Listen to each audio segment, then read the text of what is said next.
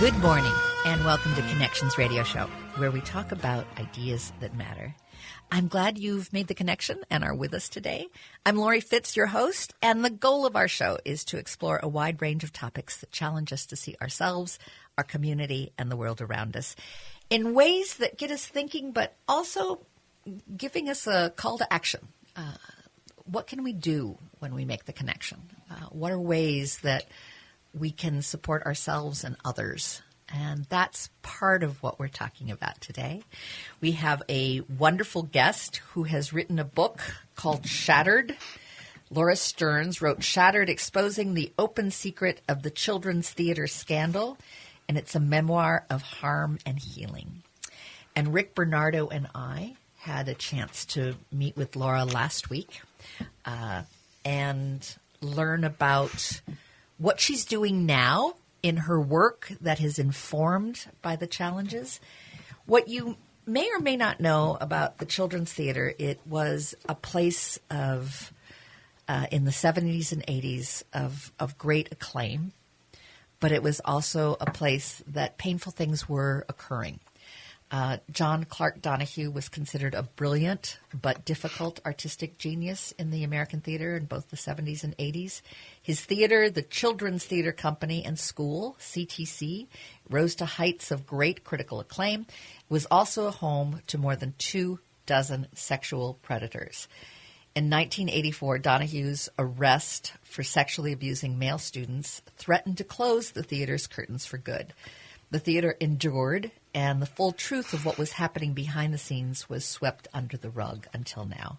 Laura Stearns' memoir follows her process of coming to terms with experiencing childhood sexual violence at CTC, of recognizing the depth of harm from the complicit culture which allowed the child abuse at the theater to go unchecked for decades, and her journey of growing beyond trauma to a place of strength. She does so with unflinching honesty, a lighthearted compassion, and a healthy dose of trauma-informed education. And we thank you for that book. I am very happy to have written it, and I'm so happy to be here. Thank you for having me back again.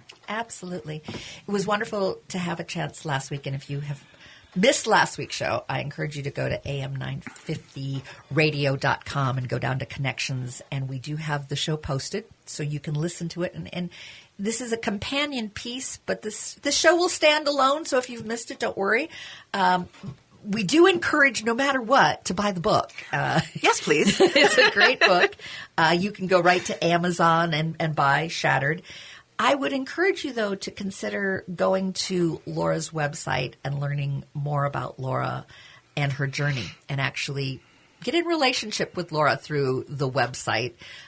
Because that is her, I believe her long-term goal is to be able to be with people on their journey and to allow them to speak their truth as she has learned how to speak her truth.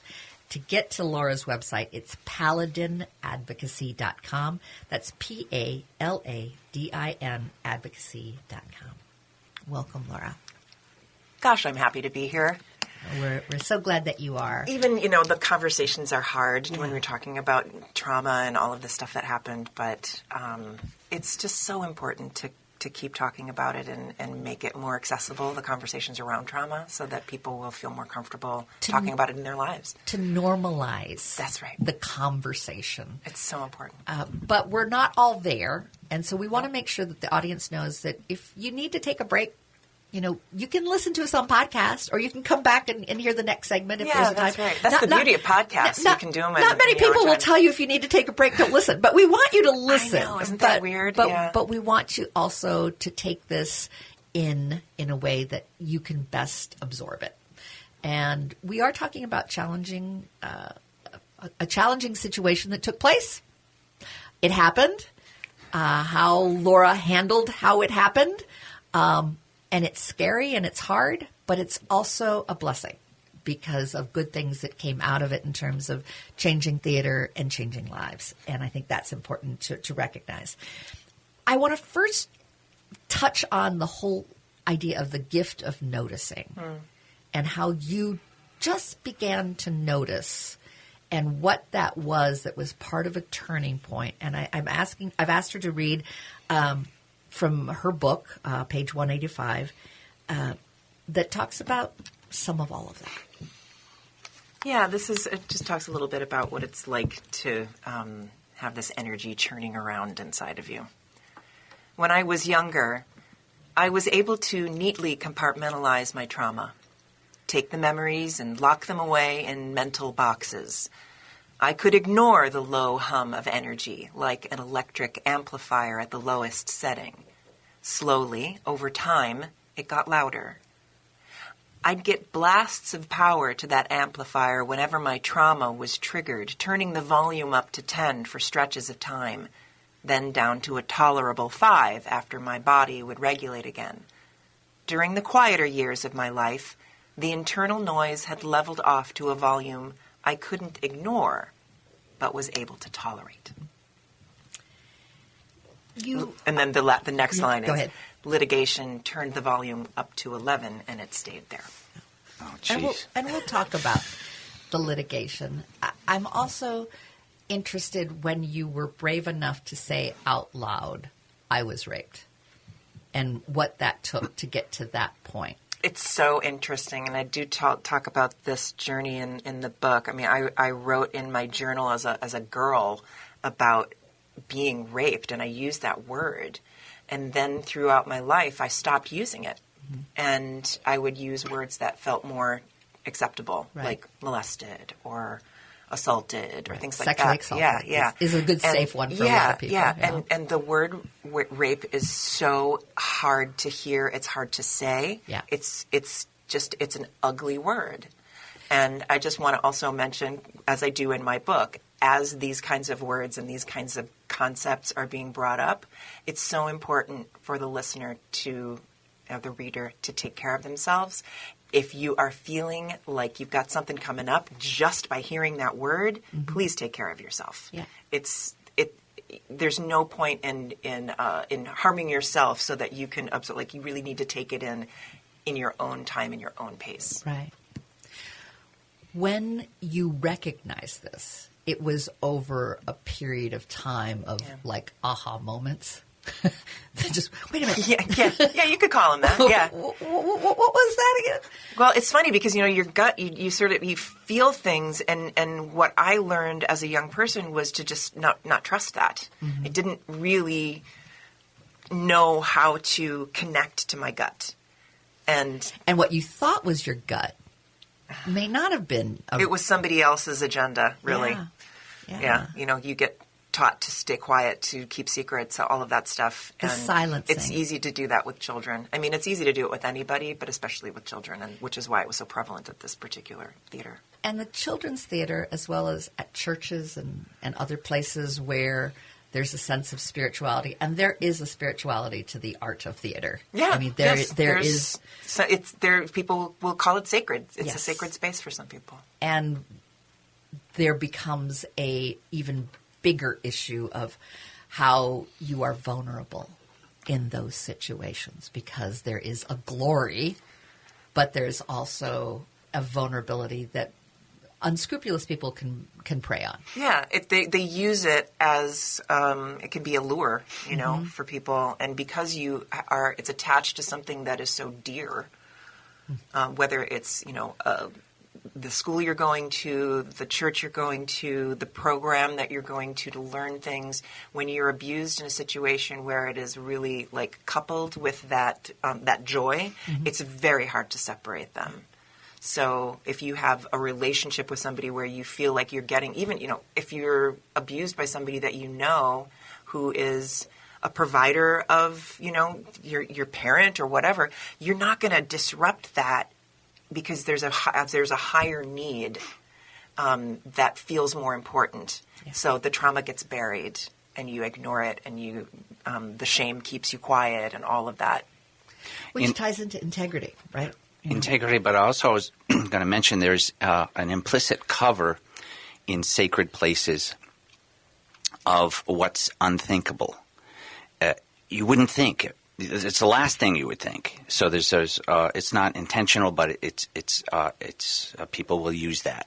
They wouldn't think this would ever happen here. Right. It's not always even conscious, but in the field of ethics and psychology, this comes up. What's unthinkable, and a lot of harm happens under that. And the people who perpetrate these kinds of crimes know that, and they rely on that to help protect them, and because people will stay silent. And what Laura mentioned, the word integrity is central in a lot of harm and healing and ethics, because the root of integrity is the word one.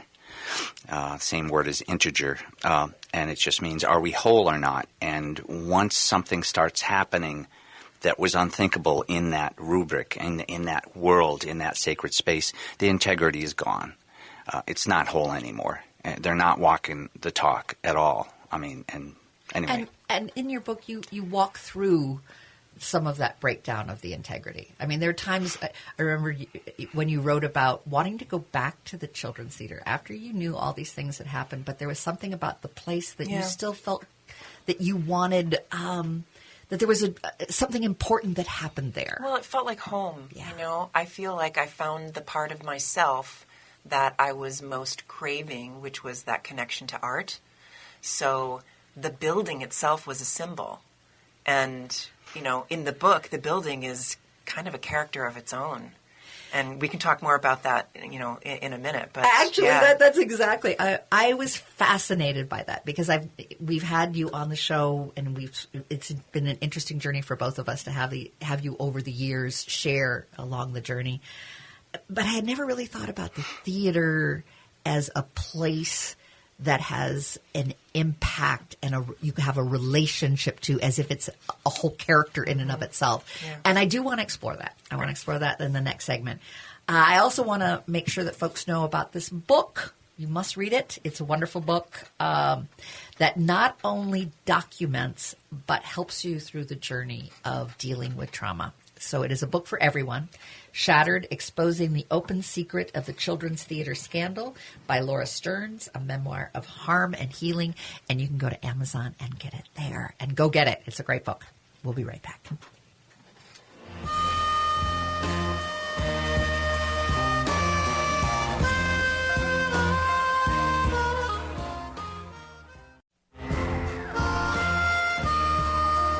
Welcome back to Connections Radio Show, where we talk about ideas that matter.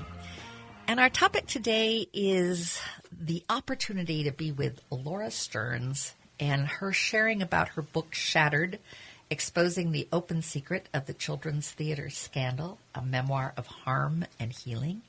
And with me today is my co-host, Rick Bernardo, who has a background in ethics as well as public health and arts and music, and brings a wealth of connections to our radio show and ideas. Thanks.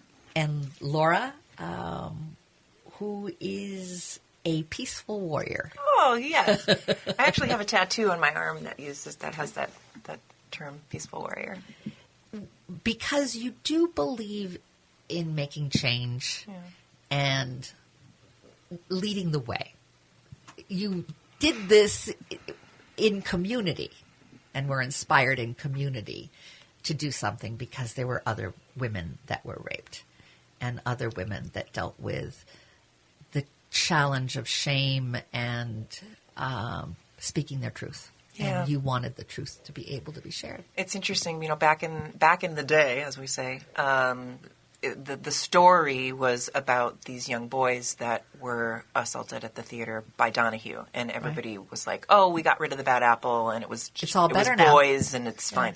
But there was so much happening there that was not revealed, and I am now taking the opportunity to make sure that it's not lost in the mix, because it's so easy for these stories to just fade away and then we don't learn from them. I'm fascinated with the sense of place with children's theater. When you got there, this was the Holy of Holies. I mean, this was truly, it was. I had arrived. Yeah, I was there. This is the theater, and it's an impressive building as well. Absolutely, and impressive people there, and impressive work being done. Yep. Some of the pictures you share through the book of some of the productions, they're just outstanding. Yeah, extraordinary level of artistry that was happening there. So as a child showing up, it was like, you just arrived in this magical place and you were part of it and you belonged there, and it was just the best thing that could have ever happened. That's how I felt when I showed up. And that place gave you a sense of belonging. Yeah, and it's. I really did for a long time consider it like my home. I spent so much time in that building, and I knew every room, every crack, every corner, and we squished down in all the couches, and it felt so comfortable to be there. And that's another reason why I think it was so hard for us as young people to actually say what was going on, because it felt good to be there. And what would be taken away. Yeah. And what could be lost. I didn't want to be taken away from that, and I knew if I said anything to my parents or the authorities of what had happened, they'd have pulled me out of there so fast, and I didn't want to be taken away. I loved that building. I loved being there.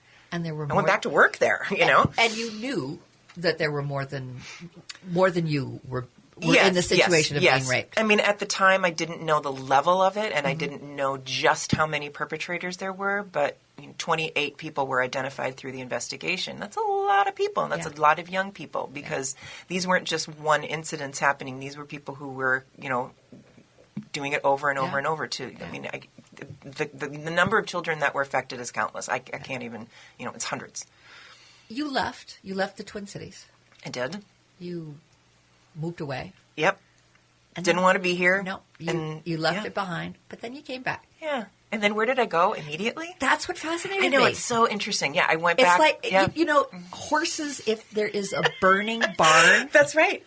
They will run away from the burning barn to turn around to go back in, because that's where it's safe. Yeah, and people don't understand. They think, the course is just crazy.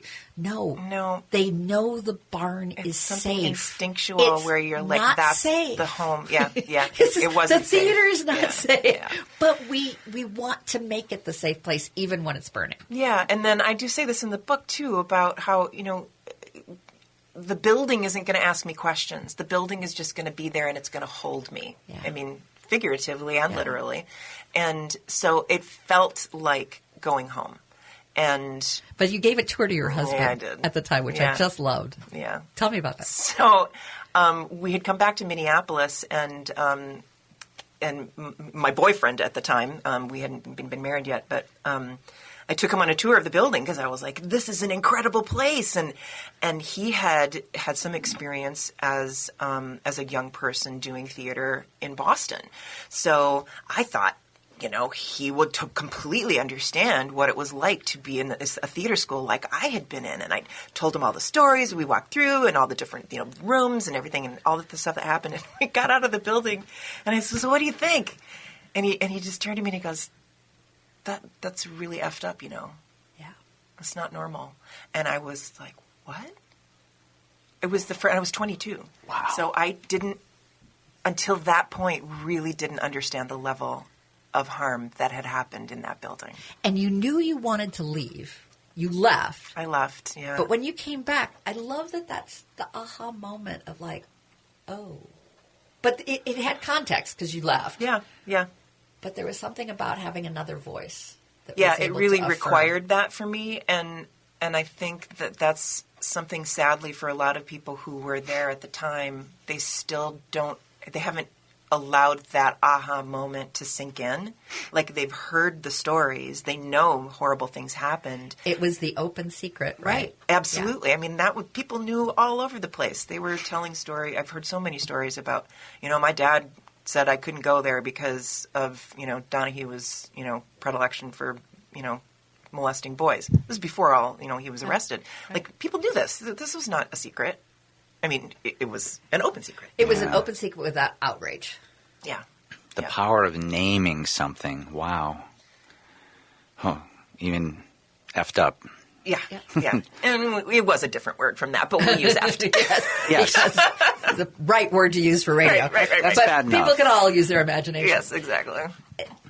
There was also a sense when you had to take the jury, or not the jury, you took your lawyer. So later, you took your lawyer back and gave a tour, and that struck me too. Yeah, so the journey with the theater. I talk about that pretty extensively going back into the building, I worked there for a period of time after I was a student. I did some seasons there, and then had many years where I didn't go back to the building because now it didn't feel like home anymore. Now there were ghosts. Now there was this energy that I was aware of that I could pay attention to because I had woken up in many respects to the level of trauma that had happened to me and others. Interesting you say woken up because I think of it dreamlike, that the theater has a dreamlike quality. Yes. And the dream could be beautiful, but when the dream starts getting ugly, you do need to wake up.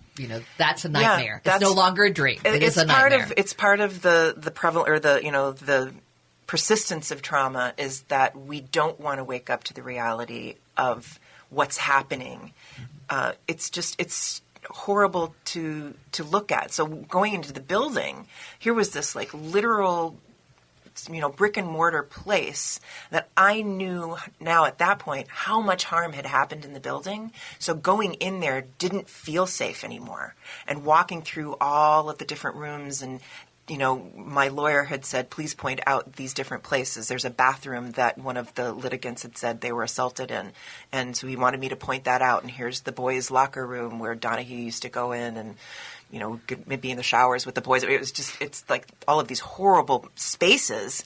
So having that juxtaposition of the memories of loving this place so much and the reality of what it really was and exposing that and being brave enough to expose that. It was being brave enough to go through that space as a guide. Yeah.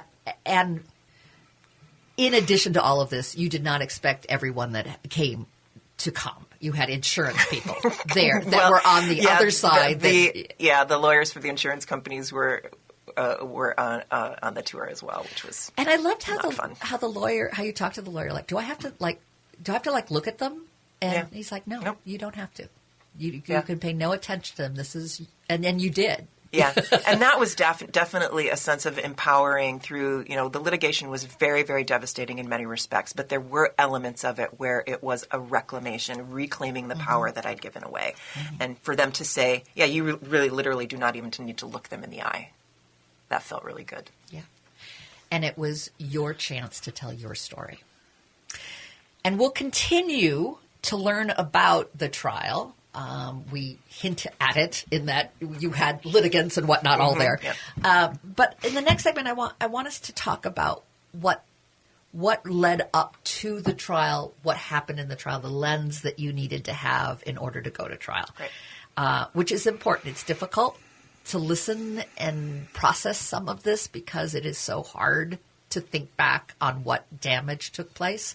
And yet it also creates a place of hope because the more we can talk about it, the more we normalize it, the more we can prevent others having to go through what you went through. Yes. So thank you for that. And stay with us. We'll be right back.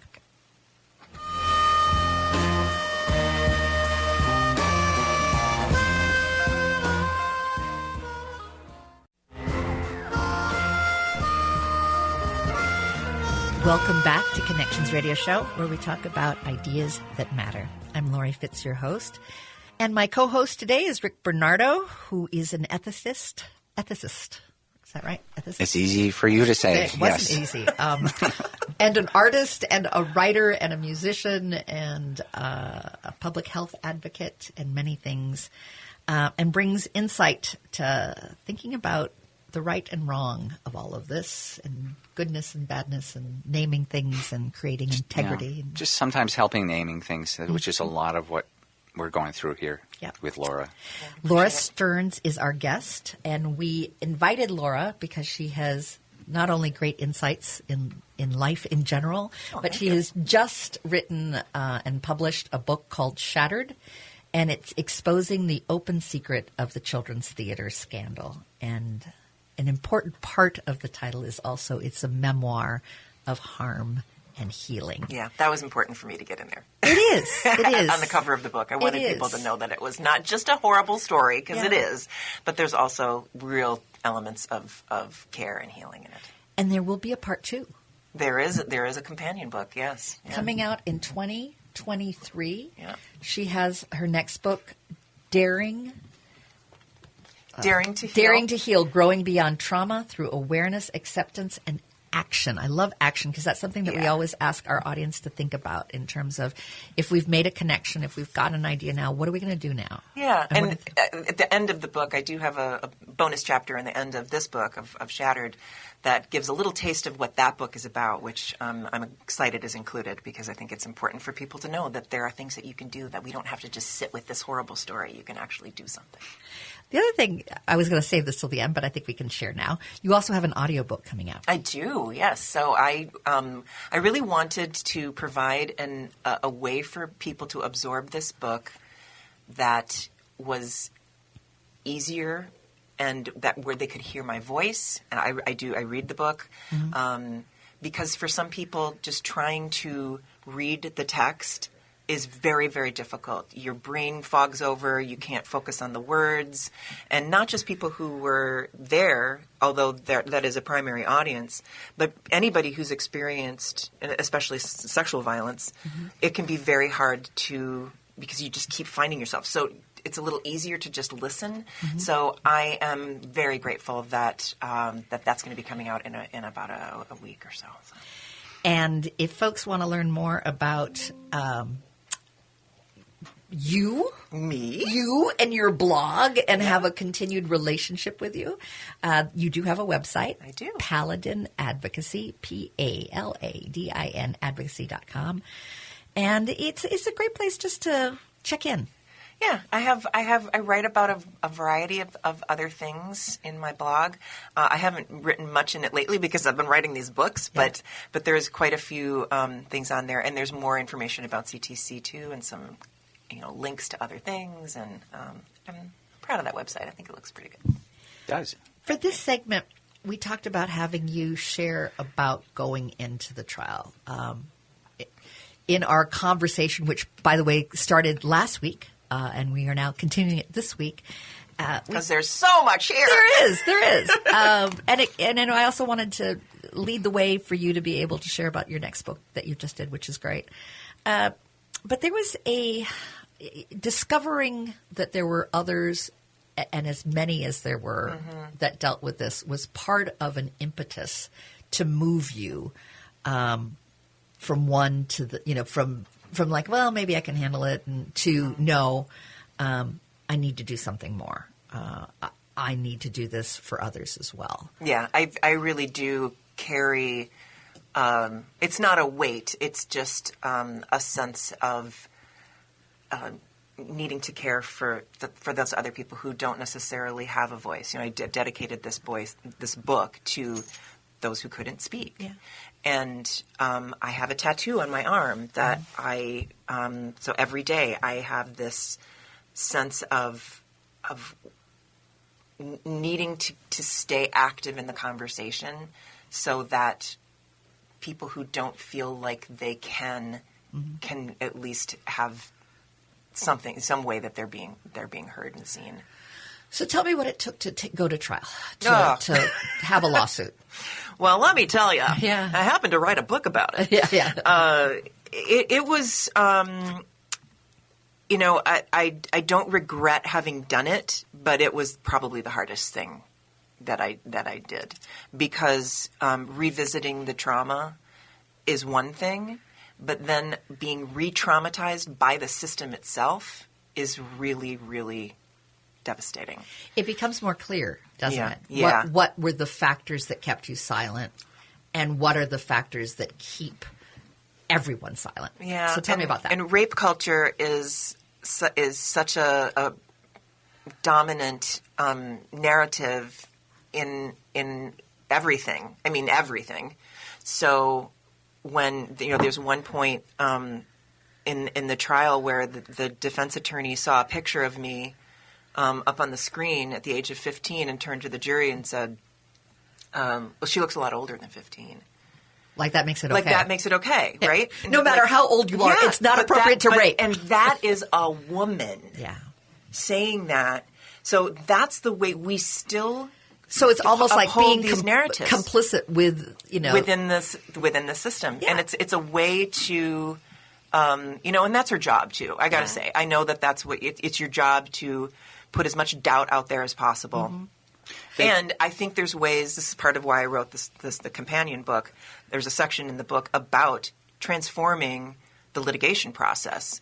The chapter is called Trauma-Informed Litigation.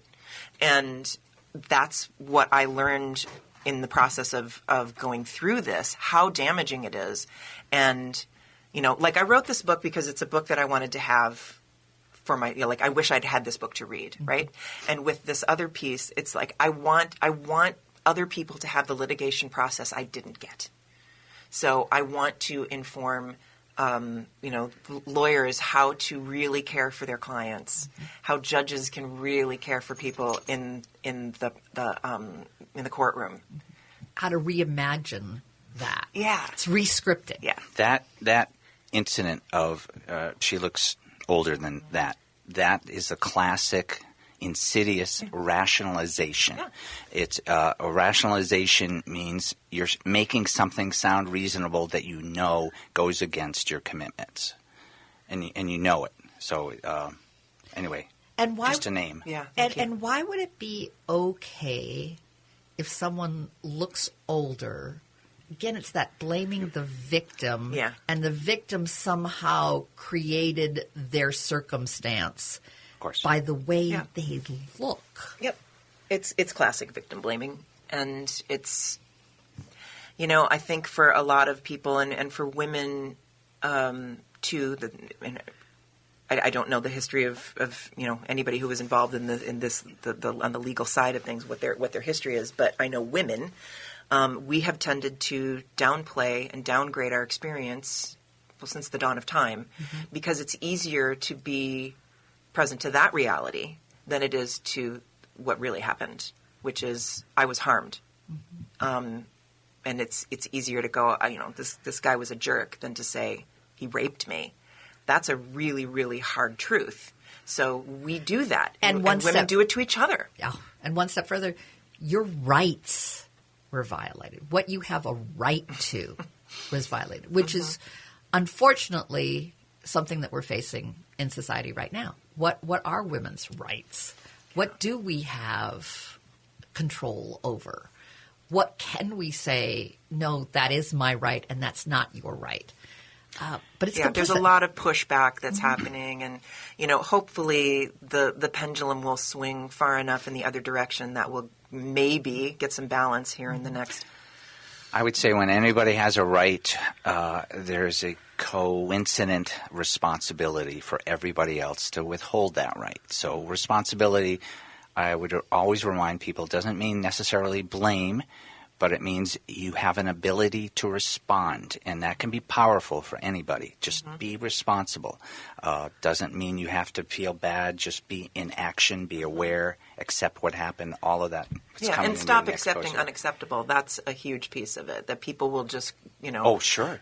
Oh, I don't even know what I just heard. They'll just, instead of, hey, wait a minute, you just said something that felt really uncomfortable to me, and I'm not okay with it. Sure. Unfortunately, to a certain degree, the insurance company was able to minimize some of the responsibility. Yeah, that's their goal, and they were in mine. People will learn more about the details of all of that through the book, because they do give a pretty clear, reasons why. The theater was found negligent, but they weren't found liable, which is kind of crazy. Because another crazy making. How can you be negligent and not liable? But that's in the way that the questions were posed to the jury. So in any other case, if you have a car crash and you are found negligent, you are liable. It's not separated. It's not separated. So which is odd that the judge even separated the two. Yeah, it was, I think a huge mistake, but he's not going to admit that he made that mistake. So. And again, it's about the very same thing in terms of we can't destroy this theater.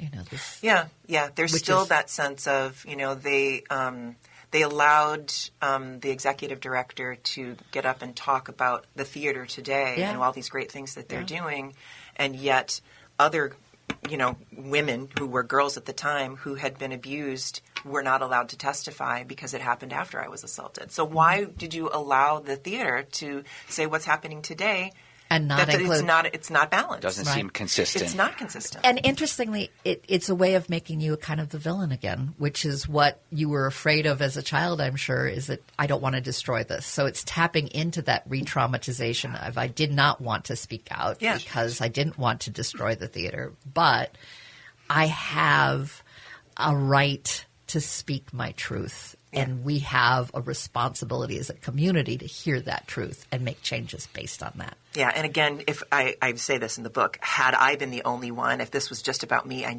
never would have done this. I never would have gone into a courtroom. I made that choice back when I was 15 that I wasn't going to say anything, you know, because I didn't want to be treated the way I knew I would be treated. And then once people did start talking about it and I saw how they were being treated, I was like, oh, heck no, I ain't going anywhere near that. Forget it.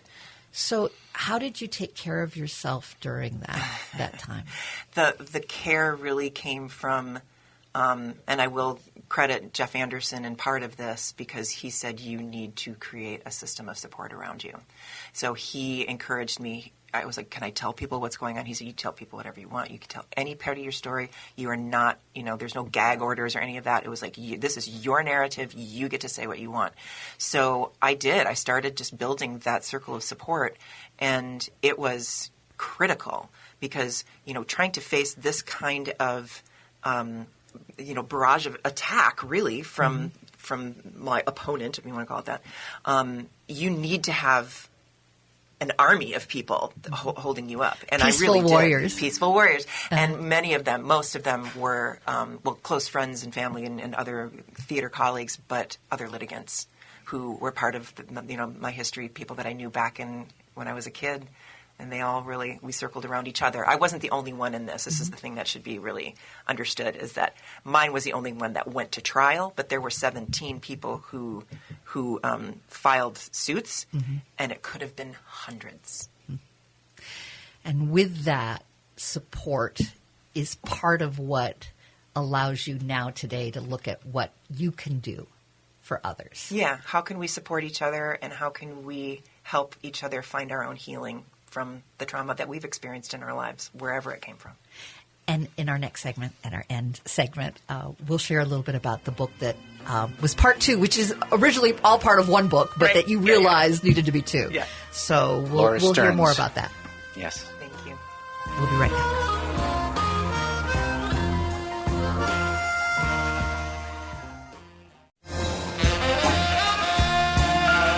Welcome back to Connections Radio Show, where we have had the opportunity to be talking with the author, artist, actress, wig maker, advocate, amazing woman. Author. Wow, I wrote a book. Yes, Laura Stearns.